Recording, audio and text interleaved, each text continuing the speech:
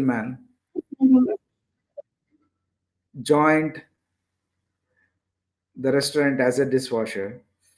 Slowly, he grew up to be a chef in the same restaurant, and that is where his working life has started in United States of America, the land of opportunities.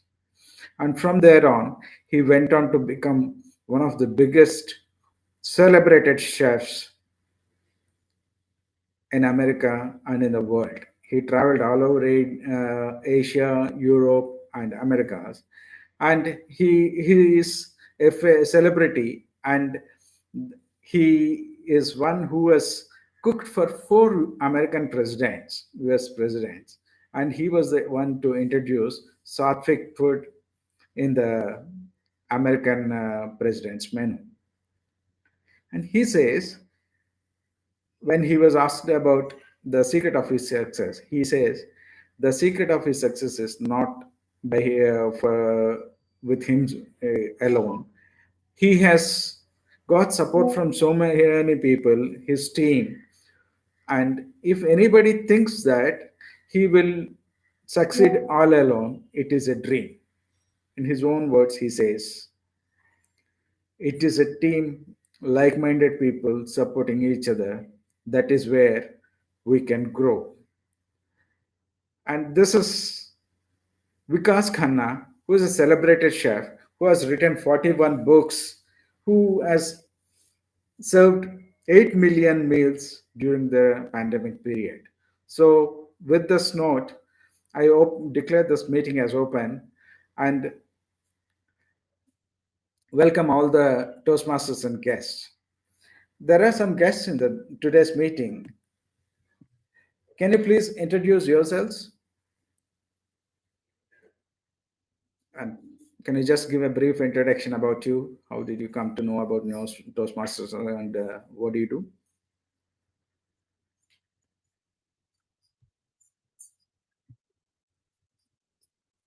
Any guess?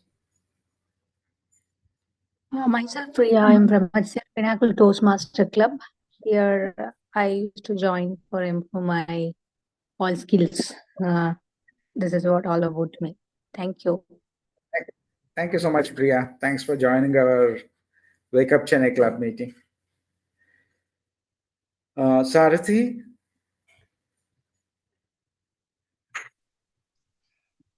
Bharatwaj?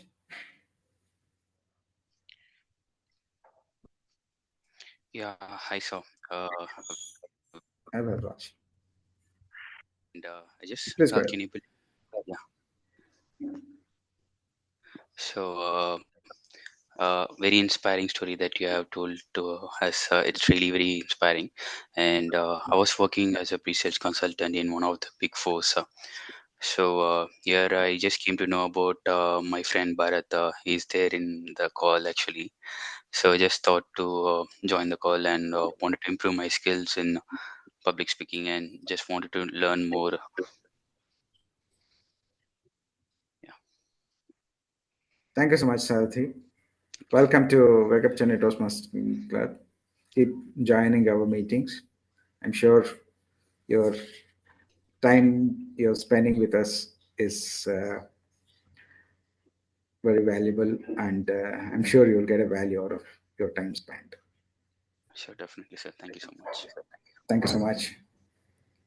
Any other guest would like to, Bharatwaj, like to say? Good morning, everyone. I've been attending Toastmasters for last time from last 2 weeks, and I hope to get more benefit out of this. And I've been liking how very much presenters present here, and I'm hoping to continue further. That's all. Thanks. Thank you so much, Bharatwaj. Now, I request our secretary, club acting secretary Keshav, Toastmaster Keshav, to read the minutes of meeting for the meeting number 302. Over to you, Keshav, Toastmaster Keshav. Yeah, thank you so much, Toastmaster Satish Menon, sir. Very happy morning to one and all present here. So, minutes of the meeting 301. Presiding officer DTM Alex initiated the meeting with a story, and meeting was started by SA Vigneshwar or 705. And members present were President DTM Alex Jacob, Vice President Education TM Sudha, Vice President Membership Satish, TM Satish, Vice President Public Relation TM Mageshwari, Southern Toms Vigneshwar, Acting Secretary Keshav, and Treasurer TM Santosh. Other members were present are DTM Priyank, TM Sudha, TM Mageshwari, Uday Kumar, Sadasivam Vijay, TM Jaishankar, Dr. TM Murugeshan, Manoj Chaudhary, Shivakumaran, Navanitha Krishnan, and members absent were DTM Satish Menon, TM Karthik, and Arul Selvam. Guest present were TM Venkat, Digvijay Kumar, Bharatwaj Hemnath, Varun Yeshu, TM Kumaravel, TM Anvarasan, Jay Krishnan, Baba Ahmad. As presiding officer, DTM Alex Jacob shared and made us visualize a melting story about a family of four where father head of the family is a alcoholic and his wife wanted to know about his son's way of choosing the life choices, and that's how the choices of life has been taught by and soul stirring shared by Alex Jacob has been given, and minutes of the meeting was read out. Members with the meeting rule were introduced. Toastmasters of the day, TM Uday Kumar. Table topic master was TM Sudha.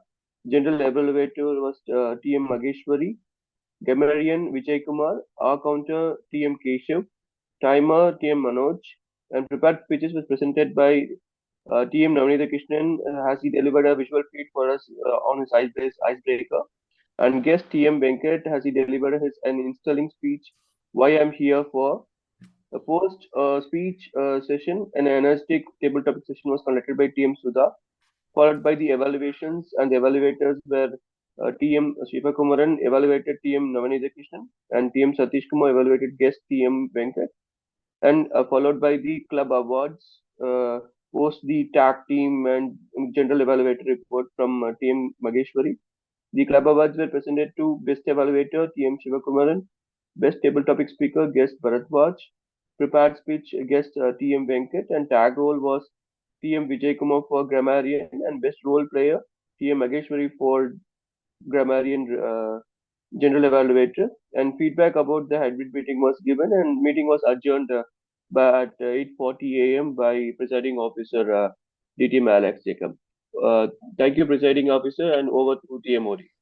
Yeah, Keshav, one small correction. I was not there for last meeting. I was absent for that meeting, and distinguished Toastmaster Priyank was the surgeon at arms for last meeting.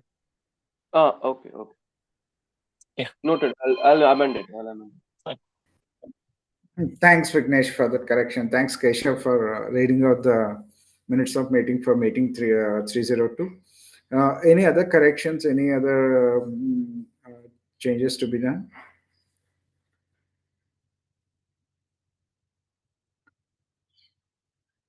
If there's nothing else, we will move forward. Thank you so much. And while we go to the next segment, I'd like to just give a brief about the way we conduct our meetings. We have meetings every Wednesday, morning 7 a.m. to 9 a.m. The meeting starts by 7:05 and we try to close it by 8:45 a.m. And every alternate week, we have a special meeting. And today happens to be such a special meeting where a speaker will be speaking on a very specific topic and followed by table topics. Whereas in a regular meeting, the agenda is meeting. After the meeting is started, there are prepared speeches by the members, followed by table topics and a feedback session. Now I would like to introduce Toastmaster of the day. He is a energetic, enthusiastic engineer who has graduated in mechanical engineering, and he has seen the world sailing on ships, maintaining the ships, keeping the morale of the ship's crew very high when they're going from place to places. And yet, he is a grounded person who is so much concerned about environmental issues. And now he started working onshore, supporting a lot of vessels which are sailing uh, in the high seas, and he supports them with all their maintenance requirements and emergencies come up. And he's hard working, and for him, the day, the night, the clock doesn't matter. It's a matter of supporting the and ensuring that the ships are sailing smooth. Here, I would like to welcome Toastmaster of the Day, Toastmaster Manoj Chaudhary. Please welcome Manoj Chaudhary with a big round of applause. Thank you, TM Satish sir. That was a really good introduction about me. So today I am a Toastmaster of the day. Good morning all and a Merry Christmas to all of you. So my name is Manoj Chaudhary. Today's meeting theme is today we have a special meeting. So we'll be talking about book review by Life of a CEO. So here I would like to I would like to tell you about the CEO journey, a tale of a vision and a resilience. Once upon a time in a bustling city, there was a visionary named Arjun, a CEO, who had a dream to revolutionize his industry. Arjun Company wasn't just a business, it was a beacon of innovation, sustainability, and the hope. But like any great leader, his journey was riddled with the challenges. One morning, Arjun faced his biggest trial, a sudden industry shift that rendered years of planning irrelevant. Competitor pounced, his team grew anxious, and the shareholder demanded the answers. While the world around him seems to be crumbled, Arjun, the CEO, saw an opportunity in this chaos. He rolled up his sleeves, holding down halls to rally his team and foster unity. He sought advices from the mentors, peers, and not afraid to admit that what he don't know. Through sleepless nights and countless rejections, Arjun pivoted his company strategy and introduced a bold, sustainable product line that not only stabilized the business but set a new industry standards. Arjun's story is one of the grit, adaptability, and a purpose. A reminder that great leadership is not about avoiding the challenges but facing down head on with integrity and the courage. Today, we'll be hearing about the qualities of the CEO in a special meeting. Uh, in my team today's, I'd like to introduce a timer of the day.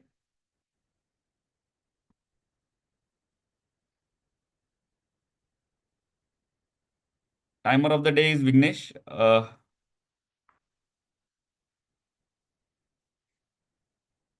Yeah, I will take it. Yes, Vignesh, you can take. Yeah. So today we have a special meeting. The agenda is we have a book review session by our distinguished Toastmaster Satish Menon, and then followed by a table topic session. The timer, as a timer, I will be noting down the time and will be indicating the timer codes like green, amber, and red to showcase the time limits they have for the features. So I will be showcasing the cards in my background like this. So for special book review session by our distinguished customer Satish Menon, the timing is 30 minutes. Am I correct, sir? Yeah, you can give it as maybe 25, 27, 20, and yeah, 30. Yeah. So at 25, I'll be showing the green car, and at 27 minutes, I'll be showing the yellow car, and at 30 minutes, I'll be showing the red car, and it will be staying on till the speaker closes his speech. And same way for table topic section, the time limit is 1 to 2 minutes. So at 1 minute, I'll be showing the green car. At 1 minute 30 seconds, I'll be showing the yellow car, and at 2 minutes, I will be showing the red car, and it will stay on till the speaker closes his speech. So that's all for that timer. And when called upon at the end of the meeting, I will give my time report. So over to Toastmaster of the day, Toastmaster Manoj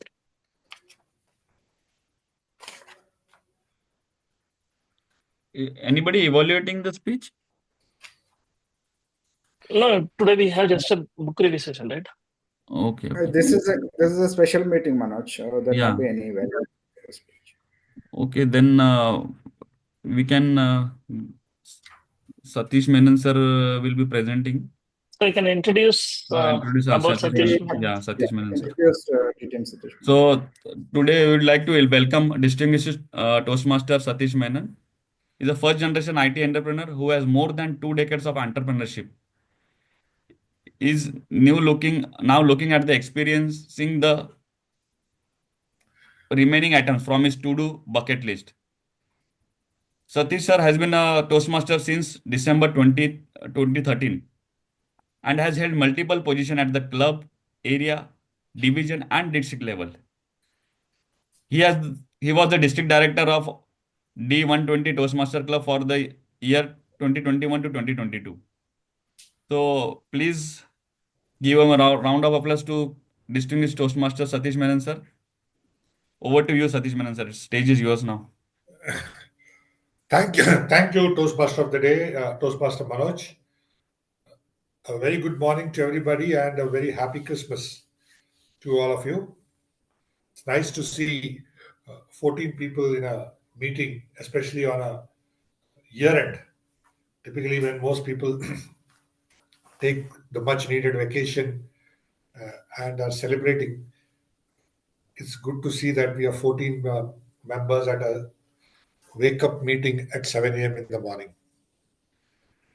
Today's session, when I was told that could I do a book review, the first thing that came to my mind was one of the books that I was reading. I've not yet finished reading it, but this was a book which was called as The Life Cycle of CEO. So this is a book which I picked up some time back, and it's written by Claudius A. Hildebrand and Robert J. Stark. A very good book which talks to us about the myths and truths of how leaders succeed. So typically, when we look at CEOs, and we can take a lot of examples around us, classic ones, you can look at Satya Nadella, or you can look at Indira Nui. I'm talking about some Indian names who made it big. Okay, or look at Indian CEOs for that matter. A lot of people think that they are all magicians. Okay, they do something out of the ordinary, and everything that they touch becomes gold. Okay? And they have something in them which makes them do create magic every time. But that really is not the case. CEOs may possess some skills, but it's not that they are magicians. They have to actually work a lot to get to where they are, and most of the times they cannot do anything by themselves, which the book talks about, saying that once you become a CEO, it says that you are the most lonely person because you don't have anybody to talk to. You are at the top. Everybody below you will be a bit hesitant talking to you because now you are the boss. Right? You don't have to report to one boss. Whereas in a managerial role, typically you will have only one boss to report to. But when you are a CEO, you have to report to a lot of people. You have to basically report to the board of directors. You have to report to the shareholders. Okay? You have to talk to the press. You have to talk to analysts. You have to talk to other industry forums. So it gets very lonely. And at the same time, the decision that you make is yours. You can't blame anybody else for saying that no, somebody else did it. Right? You take all the inputs and you do something. The decision is yours. So then they say that how does one distinguish CEOs, or how does one say that how does leaders succeed? So the first thing they give is an example to say uh, you don't have to be a star to become a CEO. Sometimes CEOs are not stars. The classic example that which they start about is from a guy called Dave Coate. Now, Dave Coate led was instrumental in leading a company from 2002 to 2017, and he actually ensured that the company rose to the height of glory. Okay. It was a very small company at that point of time, but under Dave Coates' leadership, it rose to a very high uh, stature. And the company that I'm talking about is Honeywell. All of us know what Honeywell is. Now, the example of Dave Coate is given because he didn't have anything that people will think will fit for a CEO. He was not a business graduate from an elite business school. Okay. He took 6 years to graduate. Okay. He hated college and actually took a 1 year break from studies. And wherever he worked earlier, he was not very keen on, he was not known to do too many great things. Okay. He didn't have that charisma or that star. Okay.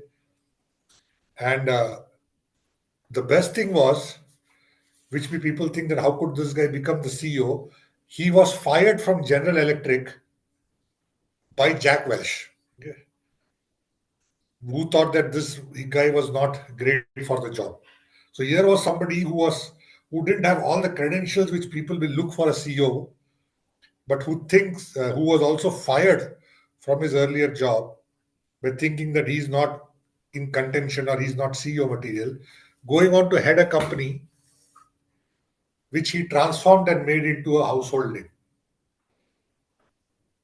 So, but what is that? They say people found in this guy to make him as the CEO. And the reason given is that when in his previous jobs, he had done a lot of small things which went on to become bigger ideas or which went on to become bigger successes for the organization whom he worked in.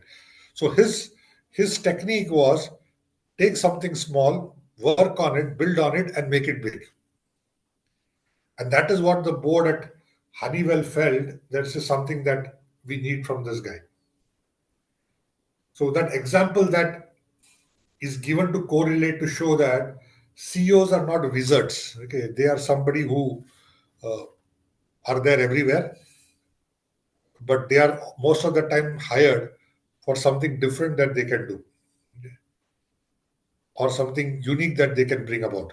And most of them, or some of them rather, would have had failures also, or would have been kind of told to step down from their previous organization. Like in this case, where he was told to step down by Jack Welch to say that you are not capable of going higher in the organization. But to become a CEO, and a lot of CEOs, if you look at it, they will do a lot of unique things in their career, which will stand out.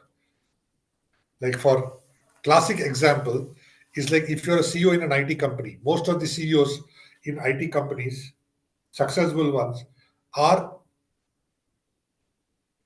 thought to have navigated difficult times, like the entire digital transformation. Okay. So how do you go from digital? How do you imbibe AI? Okay. How do you ensure that the next generation of software or applications that are coming out will support AI, will support machine learning? and all of that. So CEOs that think on those lines become successful in an IT organization or are perceived as successful. Look at Microsoft and Google and all that, right? So they are moving in that direction. They are not staying back to traditional things. If you look at consumer electronics, okay, or automobiles, the successful CEOs are the ones who transitioned much ahead in times to things which are electric. Okay. Today, who is the biggest car maker in the world by terms of market value? Any questions? Any answers for that? Biggest car maker by market value? Toyota. No, Volkswagen. no, Elon, Tesla. no. Tesla. Yeah. Yes. Because Elon Musk decided that EVs is the way to go when all the others laughed at him. I still remember when he talked about electric cars, the traditional players like GM and Ford and all said, oh, what electric? How will vehicles run on batteries? Yeah. Gasoline is never going to go away. Now look what happened. Look where is Tesla and look where are all the others. Okay. So that is what is called as a visionary CEO. Okay. If you look at industrial electronics, the companies that transition into new phases. So giving such examples, it is what CEOs become successful because of the things that they kind of build upon. Okay. The new ideas that they bring upon. Okay. The way they take their company from a small one to a big one. Okay. Or sometimes rescue the company also. Okay. Classic example that was given is from Mary Bara. Now, Mary Bara, I don't know how many of you would know, she was the first woman CEO of General Motors. And when she was kind of put in charge of General Motors, she had to take a lot of strong decisions, which actually meant shutting off the entire European operations of General Motors because she found that it was non profitable. And they had to lay off actually almost 17 to 20,000 people. At the time, General Motors was also facing a lot of investigations from the government because some of their vehicles, the ignition was switching off automatically, resulting in the vehicles crashing, and it resulted in some deaths in the US. So there was a lot of uh, court cases and litigation and all piling up. So she had to handle the product line also. But in spite of all that, she managed to turn around the company. And she was one of the first who said that we have to go the electric way. Okay. Way back, almost 10, 12 years back. And she invested a lot in GM working on the electric mobility platform. So CEOs have to take those risks. Now they say, where do CEOs come from? Say most of the time CEOs come from within the organization. It's very rarely that people will hire somebody from outside and make them the CEO. Most of the times it comes from within the organization. Now, when it comes from within the organization, the book talks about what do you need to kind of become a CEO. One is that you need all-round experience in different areas. So if I'm working in a company, I should have worked in all the divisions of the organization to become a CEO, or to be contended for a CEO role, so that I have a big experience of handling things. I've worked in manufacturing, I've worked in sales, I've worked in distribution, I've worked in logistics, okay, I've worked in design. So there are people who work in these roles and who've got a good track record. They kind of are kind of taken there. Second is, I also need to have some transnational experience. Now, for big multinational organizations, if there are people who worked with in their subsidiaries across the world, they also get to get preference because they know how to work with a larger audience. They have a good understanding of the market where the company is situated in, and they know to handle a lot of things. So, but does that mean that only people with this kind of experience become CEO? He says that is not the case. That is not the case. Okay, gives an example of Hyatt International. where somebody who became the CEO, his prior experience was only being a president in a company with 10 people. Now, you say somebody who's only been a president in a company that hired 10 people, how can that person take over a CEO of a big organization like Hyatt? And the reason given is the company, the board, the organization that owned Hyatt, they had worked with this person, and they said that he has the skills to lead a larger organization, and so they appointed him for that role. And he turned around Hyatt and made it a brand name. Okay? Now, this person says when he took over that responsibility of running Hyatt, he had absolutely no idea of how an hotel industry runs. There was zero, he didn't even know how that hotel industry runs.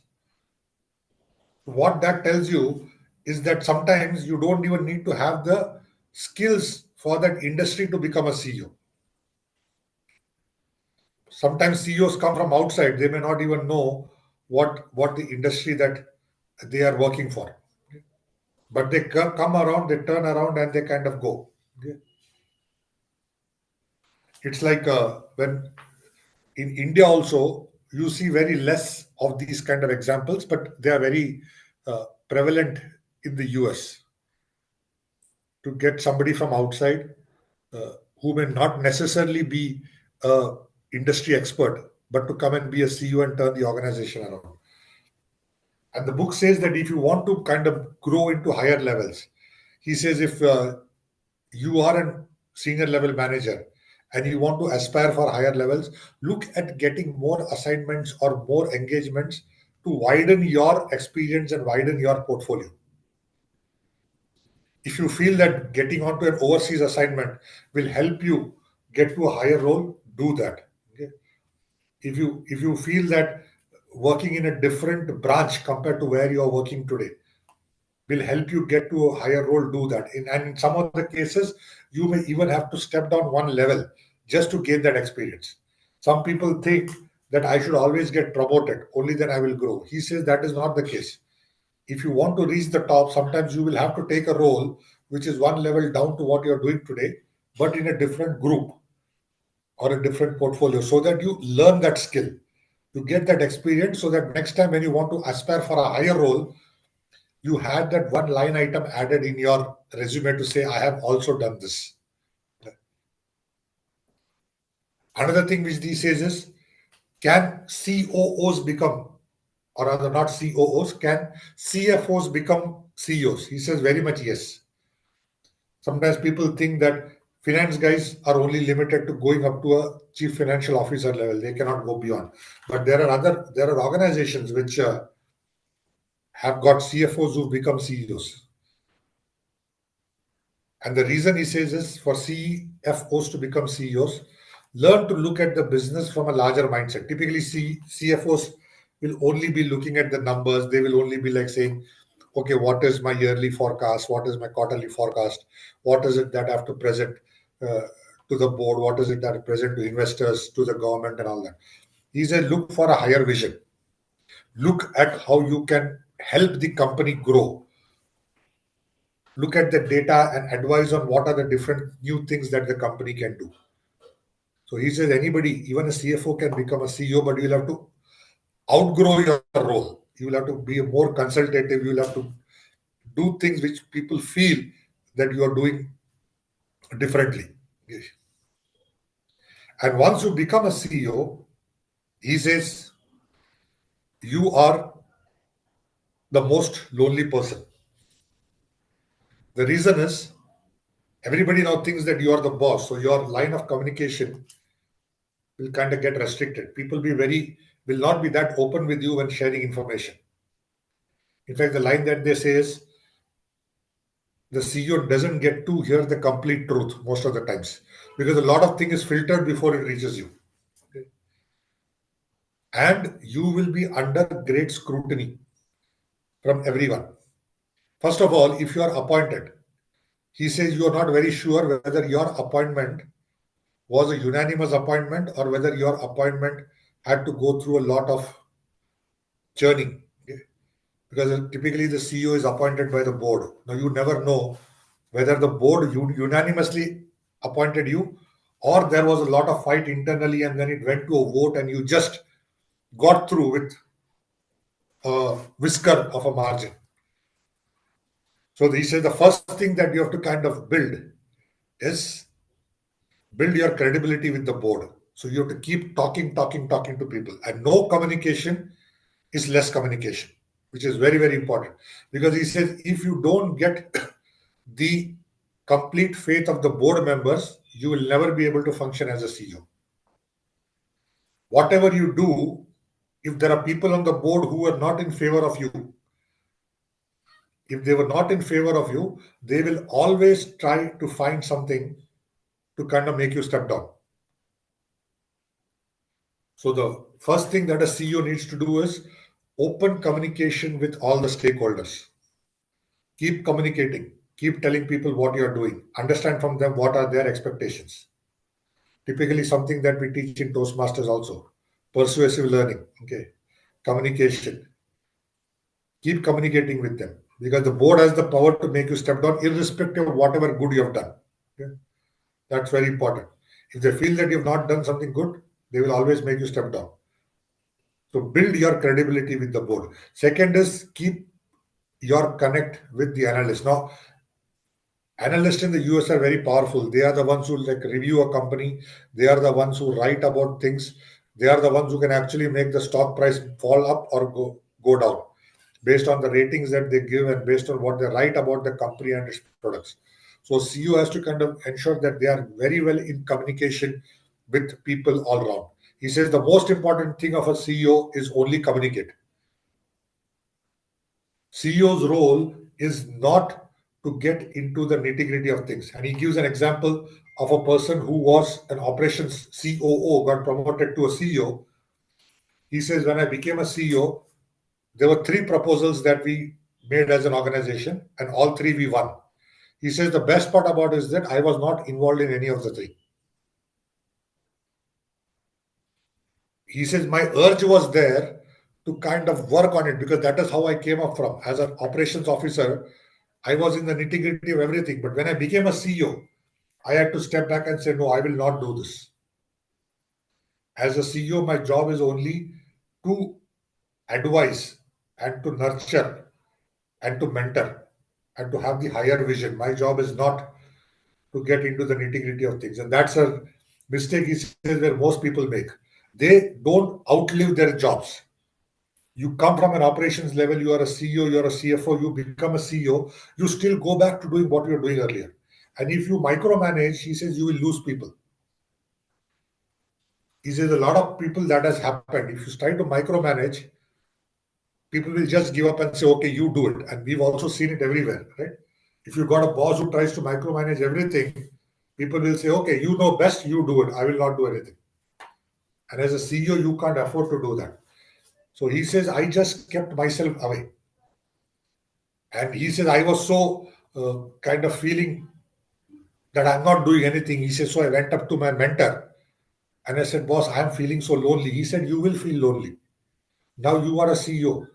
Your job is not to go and do the operation stuff. Your job is only to kind of visualize where the organization will go. You're only to set the vision and the direction for the organization.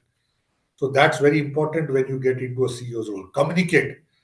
You always need to have the right people backing you, right people doing something for you. Other thing is, they say as a CEO, never ever share information openly. When I say never ever share information openly is when you become a CEO, you would have gone up the ranks. So you will have people whom you worked with, whom you're close with. So sometimes there is an urge to share certain information to them saying, see, look, this is happening or this will happen. Every organization you will see that when people say, hey, this is the boss's man, the boss is very close with this person. The boss will know what's happening. He says, as a CEO, you should stop that urge to do that. Yeah? When you're passing on any information, when you're trying to tell people about something, it should only be through proper channels. It should only be to the benefit of the organization. You cannot encourage gossip within the organization to know certain people are You are friendly to certain people compared to others. If that happens, he says there's a serious loss of credibility that will happen, and people will not kind of trust you. You will build a coterie culture around you, where people think that only certain people can get things done with the CEO. So this, you should kind of avoid that. But at the same time, you should have your eyes and ears within the organization to know what's happening. Okay? A CEO can't be insulated to say, I'm at the top and I don't know anything, or you're only working through 3 or 4 people to get to know what's happening. Because if you do that, that's only gossip that will come to you. Okay? You will not get the real picture. And that's the reason why he says very successful CEOs, most of the times they are on the field. They are not in their office. They are on the field meeting customers, meeting employees, meeting people. He gives the example of the CEO of Hilton, one of the CEOs who used to travel extensively, and he used to meet everybody, right from the doorman at a Hilton hotel to a bellboy to the receptionist to the hotel manager. And he says by understanding that, he found to know how the culture was getting flawed, how customer service was not taken so seriously in the organization. I mean, all that feedback, he managed to turn around that culture because he went around talking to people.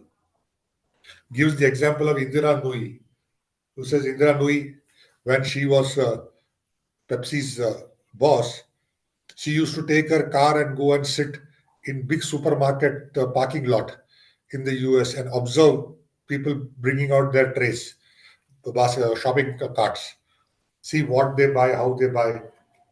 And she found out that a lot of people who come to buy in supermarkets, Pepsi did not have small cans at that point of time. There were only big cartons which were sold in batches of 20 or 30. And he says a lot of senior people, when they came to the shopping mall markets, they would actually love to socialize. They would love to talk to each other, meet people. But when they are meeting people, they didn't have small cans of Pepsi to have drink. That is what kind of told her, like, okay, we should go and design those smaller cans with an easy to open uh, bottle so that people can drink and at the same time socialize. So only by looking at the market around you, you will understand that. A classic example is when you look at Air Asia, Tony Fernandez.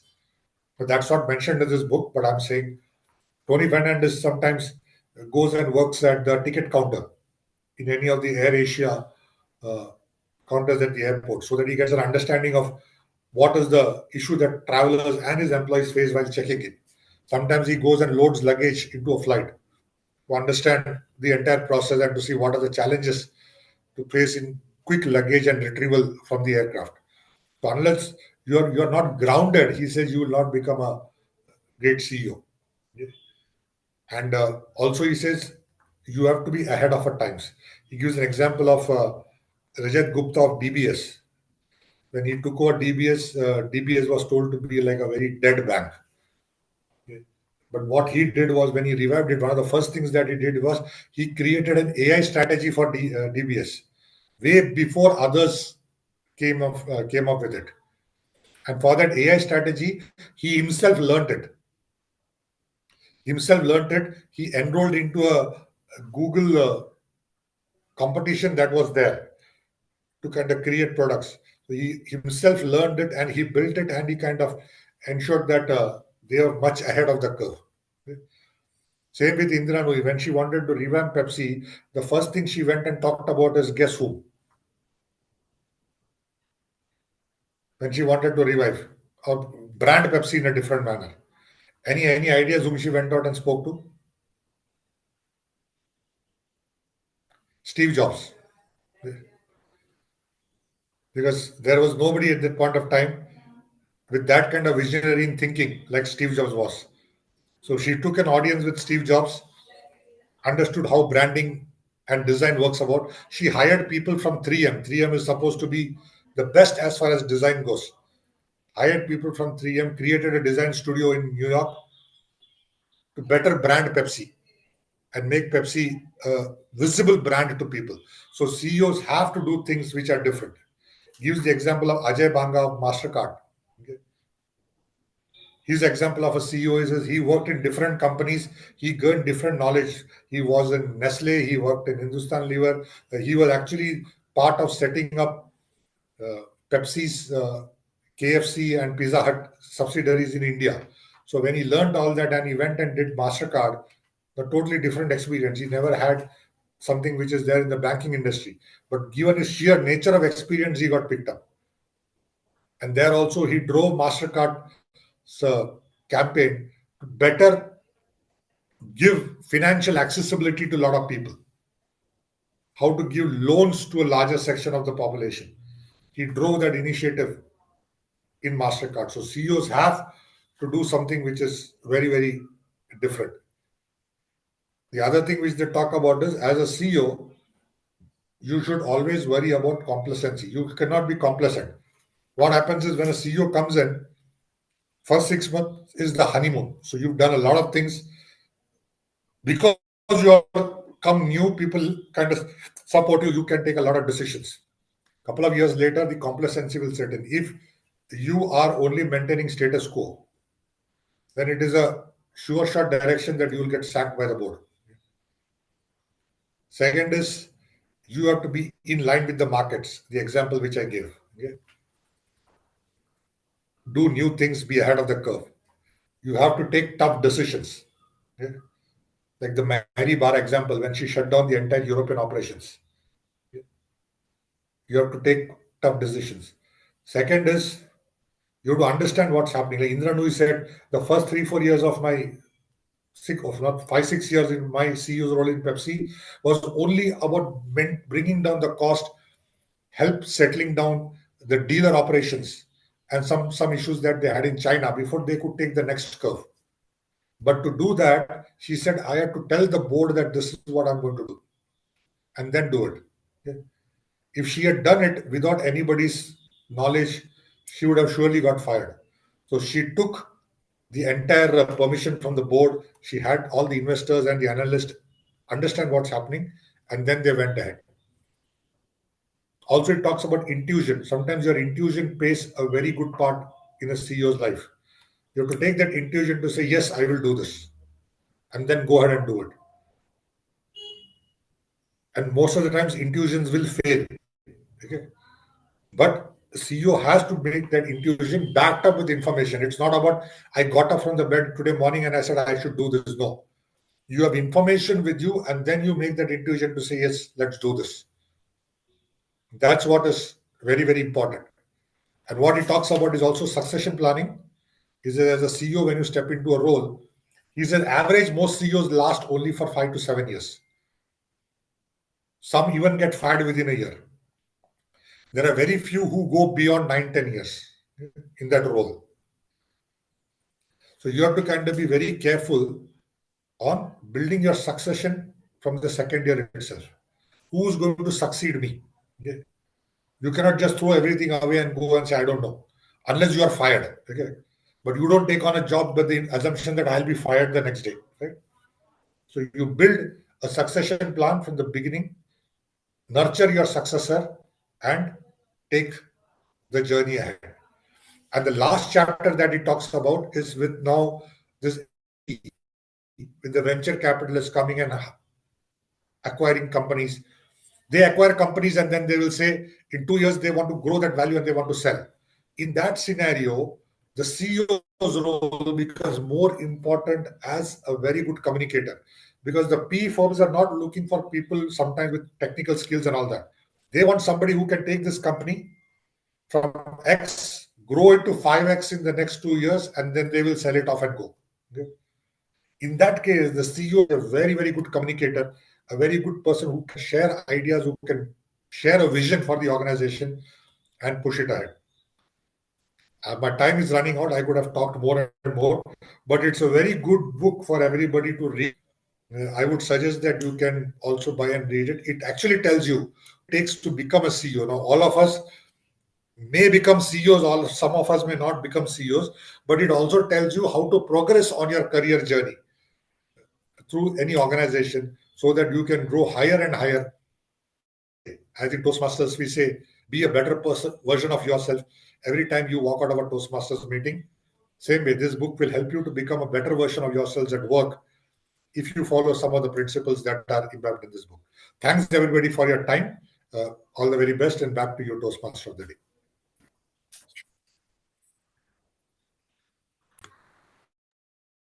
Thank you, Toastmaster Satish Menon sir.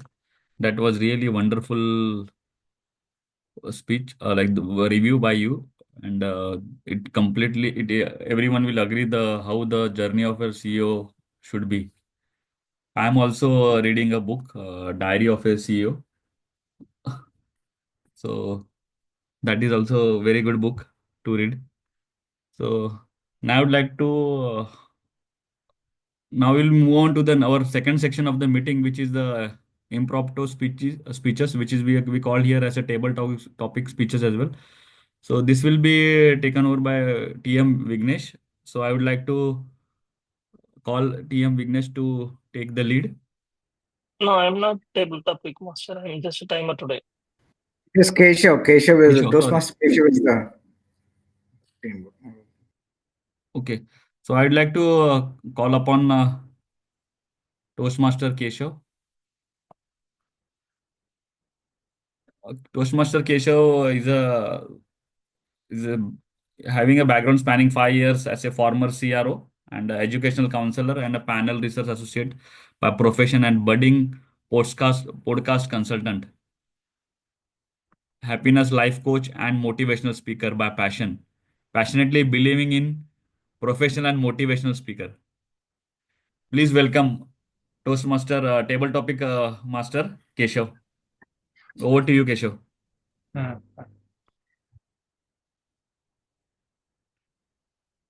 Thank you, TMOD Manoj Chaudhary, for the lovely and warm introduction and during this cold weather. Thank you so much for the warmth. So, table topic is impromptu speech. We give for 2 minutes, and we invite all the guests and Toastmasters for the topic table topic session. So, I invite all the guests to raise up their hands and take up a topic with me so that we can be the best version of themselves. So over to the guest, Priya, Kumarani, Sheikh. Anyone is interested?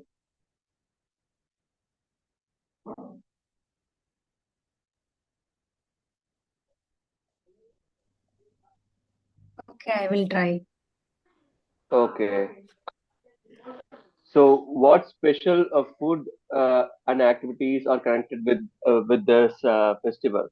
So, be it Christmas, be it Pongal. So, what special food and activities are connected with the festival? What food? What special food and activities are connected with the festival? Be it Pongal, be it Christmas. What are all the food and activities connected with that particular festival? Okay. As per the Tamil traditions, we are harvesting rice. So always people used to rice for making pongal. So it's also Thanksgiving festival to thanks a farmer and also the support like cows, all the cattle they used to thank. So the 4 days is the Pongal celebrating like another Thanksgiving day. So we are harvesting the rice and using that we are making the Pongal. All the ingredient it's it's remembering us to how the our pioneers or elders how they did hard work to make the rice. Um, this is Thanksgiving festival and also for a cattle and who are supporting for this harvesting things. What else? Yeah, that's all about food and connectivity between the festival. Over to you, table topic master. Thank you, Priya, for giving your experience on how the festive and food is connected to. Thank you so much. I have a topic for Bharatwaj. Hi, Bharatwaj. Good morning. Good morning, Keshav. Hi. Hi. You are visiting some of the fictional location. Where would you go? Which place? And what way you can reach out to you? So, like, we are in a fictional place. So, you have gone to that place, and how well we can reach out to you, supposing you are in that fictional place. Okay, fictional, not related to festivities, right? We can choose anything, any fictional place. Yeah. You can choose any fictional place. Okay, my fictional place would be Arrakis from Dune. Because Okay. if anyone has read Dune or seen the movie Dune, they know how much it shapes the person, the place, Arrakis. I think I have what it needs to be survive in Arrakis. And I am a person who believe that suffering brings salvation. Uh, Slightly off topic, but if there is something called Unix, the OS. The authors, their design principle is suffering from salvation. And being a computer science engineer, I have taken it in my life, and I've seen it work better for me. So my place of choice would be definitely Arrakis. And when I read about it in the books, and the books that follow it, and the books that follow the main book, uh, that the ecology and the place will definitely shape a person. And I definitely want that for myself. And people can reach me on. It would be difficult to travel to another planet, so probably they have to reach out through space highliner. I think that's the way they travel to from planets to planets. So that's it. Thank you. Okay. A nice experience, Chad. Bharatwaj. Thank you so much. It was nice. So, Santosh or Shivakumar, who's going to take one topic with me? Who is going first? Santosh, you're going? Yes. Okay. So, like, you are. If you had the authority to invent a new festival, how would you design it and why? Okay. Thanks for the topic, table topic master. If I want to design the new festival, Yeah. yes, definitely I will design, especially for Indians.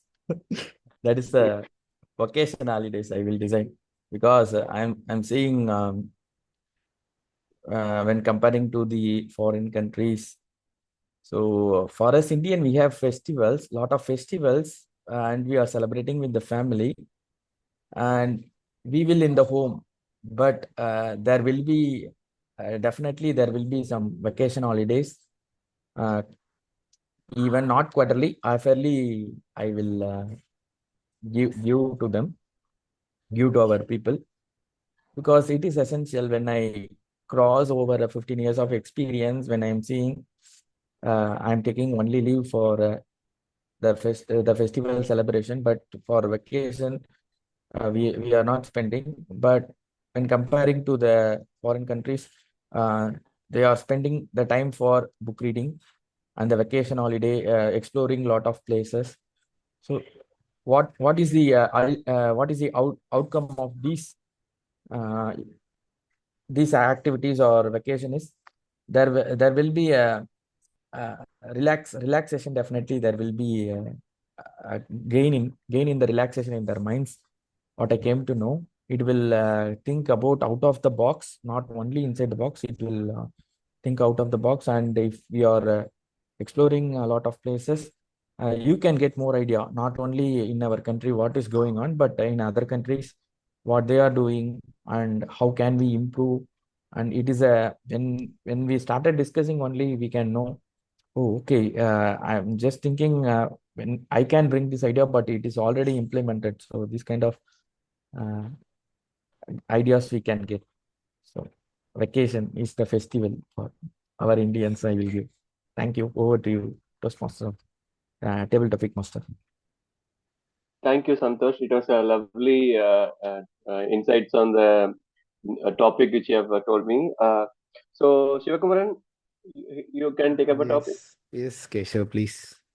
Yes. So you are the chief chef of a overall, hotel management team. So how would you comically narrate the role of in promoting local cuisine to your audience? How would I promote? There were some Could I disruptions. repeat it? Yeah, please repeat it.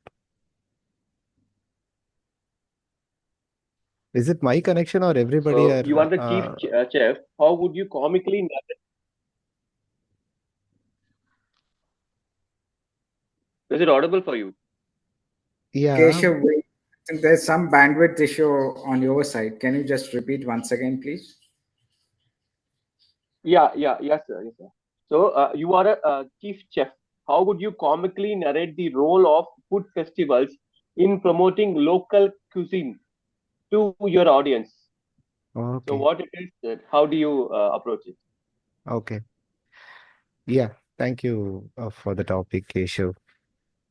I am being a chief chef of a hotel.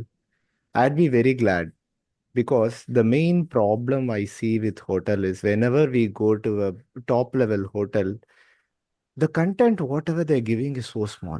I wonder, we paid 2000 rupees for you, and you are bringing in a plate with four small dots, and then after they will advise us you can have more, and they will be giving us more variety of foods, which will be satisfying our taste buds, and we'll be having a good culinary experience. I don't have any doubt about that. But the problem is we will be going to a hotel. Ultimately, why we are going to a hotel? To eat, to satisfy our hunger. But in top hotels, I find that they are somewhat irritating us with the content what they are giving.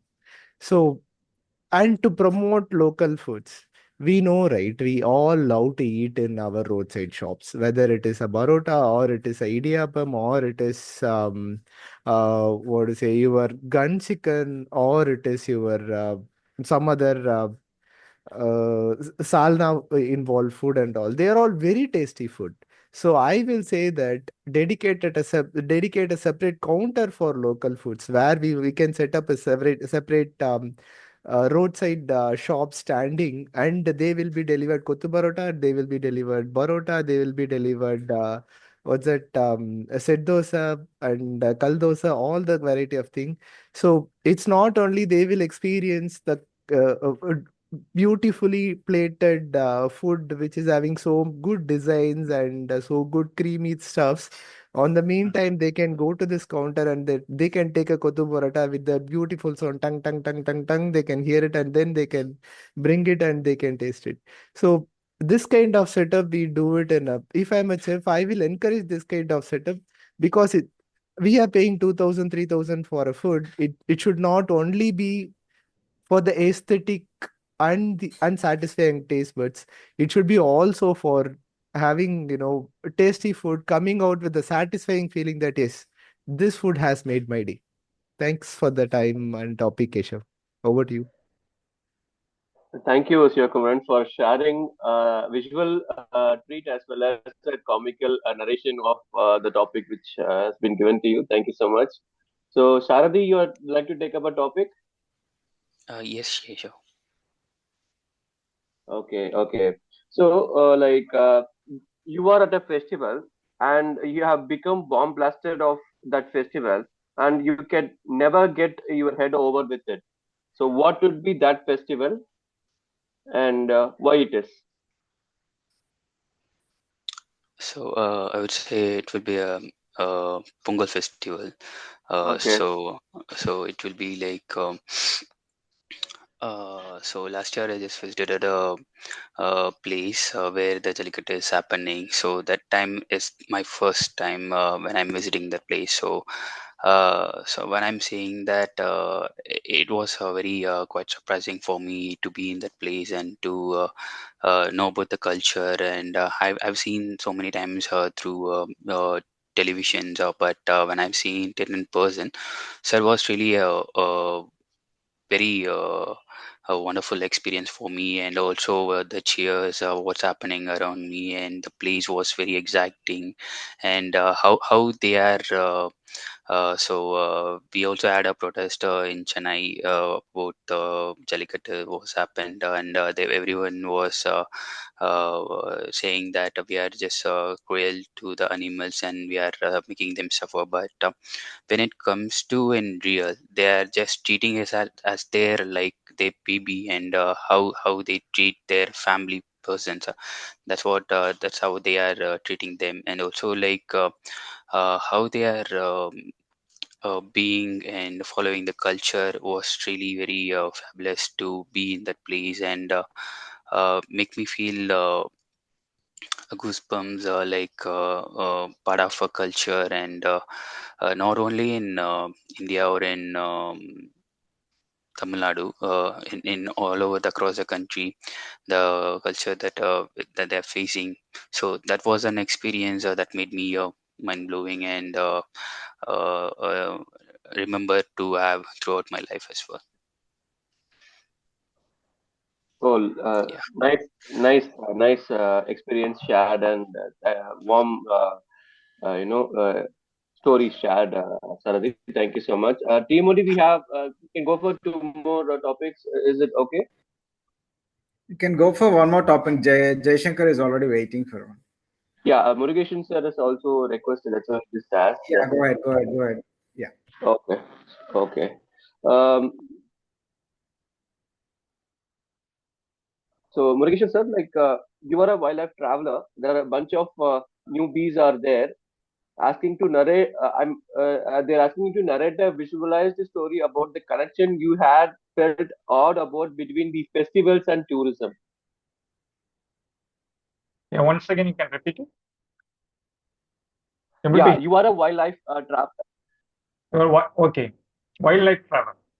Yeah, you are a wildlife traveler. There are bunch of newbies asking to narrate a visualized story, sir. Visualized story, visual story about the connection you had felt odd about between the festivals and tourism. Okay. Okay. Yeah, thank you, Keshav, for giving this wonderful topic. So, usually I see some channels which certain cultures are unique to see in some North India, which I have seen um, some festivals in some channels. So that channels they are narrating, so have the imagination why the way how they enjoy their local continental food, their narration, everything is super. So I had imagination why can take that role to be there nicely, seeing, exploring, and doing a lot of adventures all over the world. Particularly when they had the adventure over in Kerala. So there this festivals, what they are making that boat race. So all these things they have narrated in a good way, and they're in the way how they see the local foods um, and how the uniqueness of their culture, all these things they explain in a better way. So that thing, no, that makes me driving me to do certain adventure things. If I go to some places, no, I can take photos, background, I can make a videos, I can put reels. So that makes the things to move ahead to be a take that role and opportunity for that. So that is a real thing and real enjoyment. And since most of the time we don't have the time to do all this, but have the imagination. If I in future if I had the time, definitely I'll go to that festival places. I can do that tourism work to explore various things in our life. So life is not we confine ourselves in certain professionals. We have to explore so many things in the life. Thank you so much, Keshav, for this opportunity. Thank you so much, sir. It was nice visual treat for us to listen to you. Hi, Jai sir. Good morning. Can we take up a topic, sir? Yes, Satish sir. Yeah, I can take up a topic. Okay. So you are a legend, sir. How would you describe the influence of festivals on dance styles in a cartoonic way? Can you repeat the question, please? You are a legend, sir. You are a legend, dance legend. How would you describe the influence of festivals on dance styles in a cartoonic way? Yeah, I would say that the legend is something that others how see on me. So as far as even for everybody in every individual, uh, uh, legend is something that how other people see at you. So otherwise, I'm a normal dancer and I'm a dedicated dancer, and people like me, and they celebrate me, and that's why they call me legend. But otherwise, I am a normal dancer. So I would suggest that dancing would be not only would be for a fashion or for a way of income or for a I mean, like it's for a social cause. It's if one can dance at home daily morning for half an hour, put a music and dance. My suggestion is to do that. It's one form of doing exercise. So, like how someone will play a shuttle or a tennis or doing an exercise, dancing will make the all body parts to be moved, and it will give a good health. So you can also dance, and you can also dance in public, so that you can also become a legend. Thank you. Oh, thank you so much, sir. It was a lovely share. Thank you so much. With this, we have concluded the table topic session for the day. Over to you, TM Modi, Manoj Chaudhary. Thank you so much. Thank, thank you for an amazing table topic section, Toastmaster Keshav. So, can we have this timer report, Vignesh? Is it ready? Yeah. The So I timer. will hand over to Vignesh. He will present us with the timer report for today's meeting. Over to you, Vignesh. Yeah, thank you, Toastmaster of the day. So today's timer report is in the special session, a book review session by our distinguished Toastmaster Satish Menon. He took 32 minutes and 57 seconds. And coming back to the table topic session, guest Priya took 1 minute 20 seconds. And guest Bharatwaj took 1 minute 33 seconds. And Toastmaster Santosh took 2 minute 8 seconds. Toastmaster Sivakumaran took 2 minute 29 seconds. And guest Saradi took 1 minute 52 seconds. And Toastmaster Murugesan took 1 minute 58 seconds. And the last table topic speaker, Toastmaster Jaishankar, took 1 minute 22 seconds. So that's all. And handing over the control back to Toastmaster of the day, Toastmaster Manoj Chaudhary. Thank you, Vignesh. That was a very precise timer report by you. So I would request Sergeant Arms to launch a poll. Give me some time, I'm preparing it. Okay. So by the time our polls are launched, I would like to share a small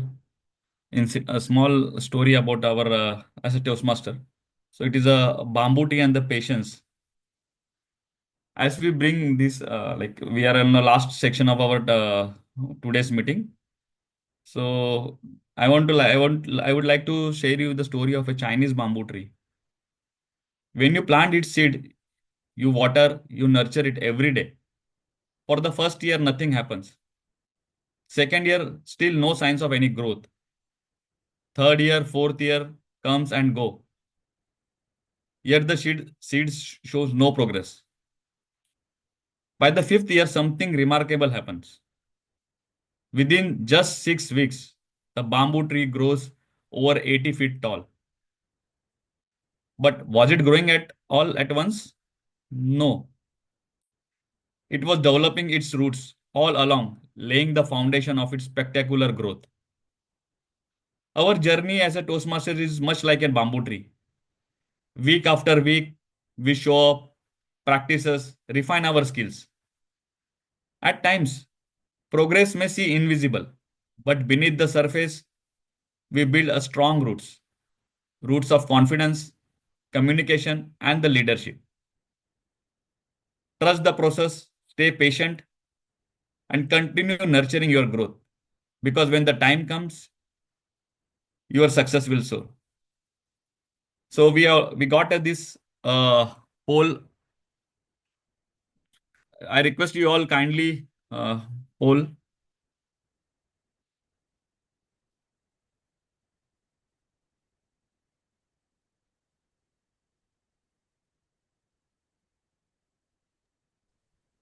Manoj, that the bamboo tree story is over. Yes, yes. Done. Okay. It was nice, so I was thinking that you will extend it to some other sentences. Our success will come. That's it. So I think everyone has polled, uh, voted. So I would like to hand over to our presiding officer, TM Satish Kumar, who will close this meeting. Thank you.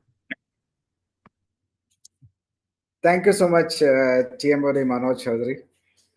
It was such a well conducted session with prepared speeches and with special speech from DTM Satish Menon. Thanks, DTM Satish Menon, for that inspiring speech and insights into how to be a CEO. And the ripple effect is so good that we have already seen Manoj Chaudhary preparing for that role. Thank you so much.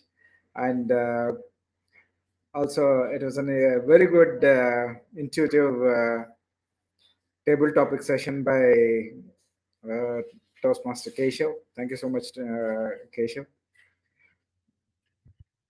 Before we launch the results, I just wanted to add something to what I have started the meeting with today about the celebrated chef Vikas Khanna.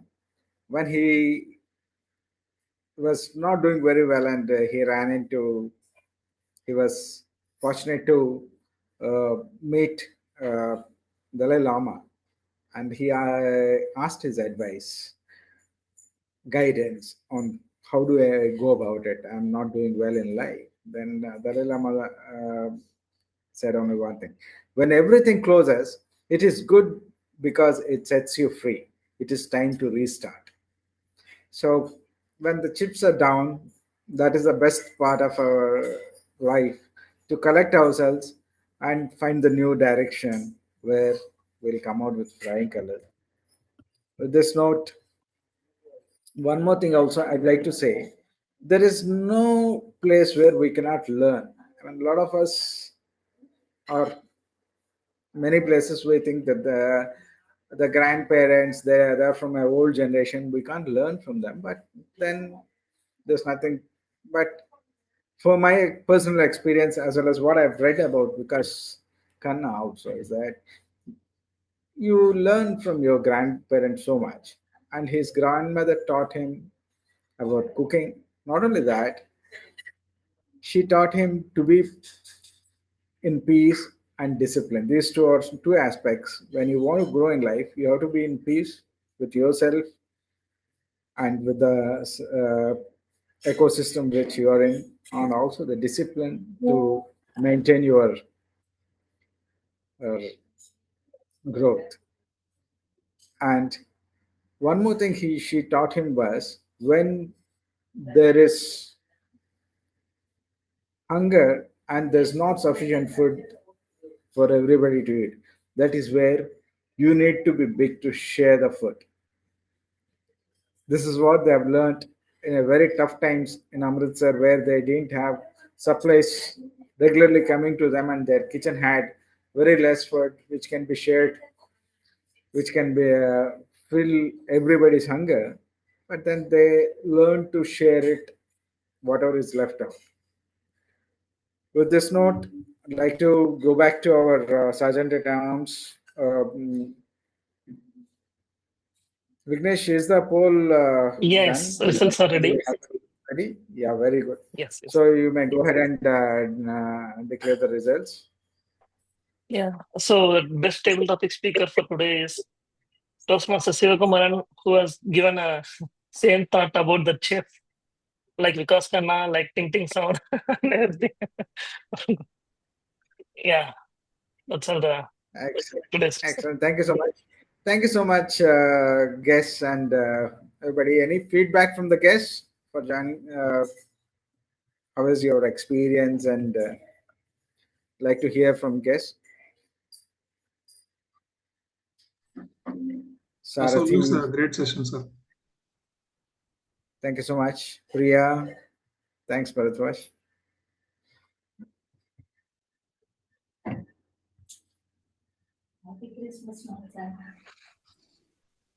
Any other guests or from members? Any other feedback?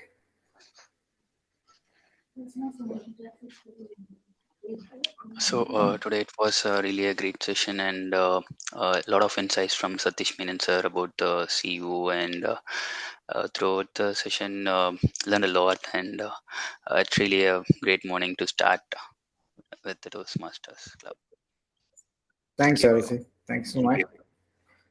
Are you a Toastmaster already, Sarathi? No, this is my first time joining the call. Excellent, excellent. So, how did you come to know about Toastmasters Club? So I just came to know about my one of I know about it Toastmasters is there, but I just came to know about my one of my friend. His name is Bharatwaj. Is there in the call actually? So Yeah, okay. through him, I just came to know about this. Excellent, excellent. Keep joining our meetings, and anything more you'd like to know, you can get in touch with me. I'm also a vice president membership, so anytime I'm open to share any more information you want to know about Toastmasters.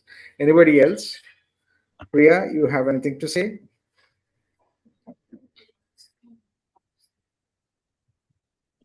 Yes, thank you for this wonderful session about life of a CEO. It's very informational. Go ahead. I planning to buy the book and read the book. But yeah, I think being with the Toastmaster, we will get and the growth like a bamboo tree. We will also get the progress. I think. Uh, yeah, I'm still I'm still in a basic level of communication need to improve. I need to improve myself a lot. Thank you for this session and for a guidance. Thank you all. Thank you so much, Priya. I mean, excellent. I know I can understand SEO in making now. Yeah. You have saw the seeds of becoming SEO. Excellent. Wish you good luck. So with this, we come to end of this amazing meeting number 302. Thank you so much for joining Hey, the meeting. can I have the group on picture? Yeah. Yeah. Please. So kindly turn on your videos if you could able to do so that we can have a group picture.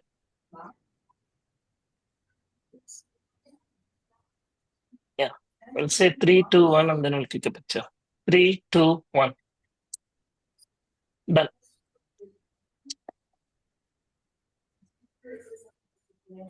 Thank you, everyone. Thank you. And what about Shivakamaran's picture? Already we have his picture, right? So But he may be more glamorous today. Don't undermine. No, that picture is enough, Satish. That is, I am okay with that. No, but we want to see the. See, we are nearing Pongal and Pudumamla, so the I glamour am person. not Pudumapla. I already have 2 kids. But still, I try to keep myself No, but up that's to how we. date and on date. Yeah, I don't know how much it is working, but it is still we have to keep up the energy. Keep on trying, so you will be looking good. Actually, it is working, Shiva. It's working, yeah. I wish. I seriously felt you are a Pudumamla, so. Thank you. I lucky that I'm wearing my headphones, so I'm hearing alone. If my wife hears now, right, then I will not have food for the whole day. So you guys are trying to play spoil sport. Only for the whole day, not for the rest of your life. Huh? I can tell some stories and make change their mind, right? So that's what, for the whole day I may not have food. That is one of the challenge. Yeah, our secret stays with us. So I will be having all this fun in our club only. Outside, we get into the reality. Sure, sure. Your secret is safe with me. Yeah, and yeah, it's a fantastic session and happy Christmas to everyone. Oh, it is. Merry Christmas to